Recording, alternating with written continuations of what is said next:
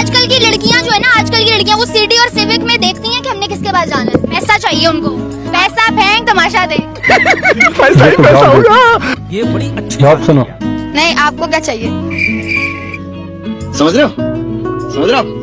मेरी छोड़ो, जो तुमने तुम्हारे देखना नहीं बड़े होते तक मैं बूढ़ी हो जाऊंगी। नहीं, आजकल की लड़कियां, आपने बोला है ना, आजकल की लड़कियां डिफरेंट है।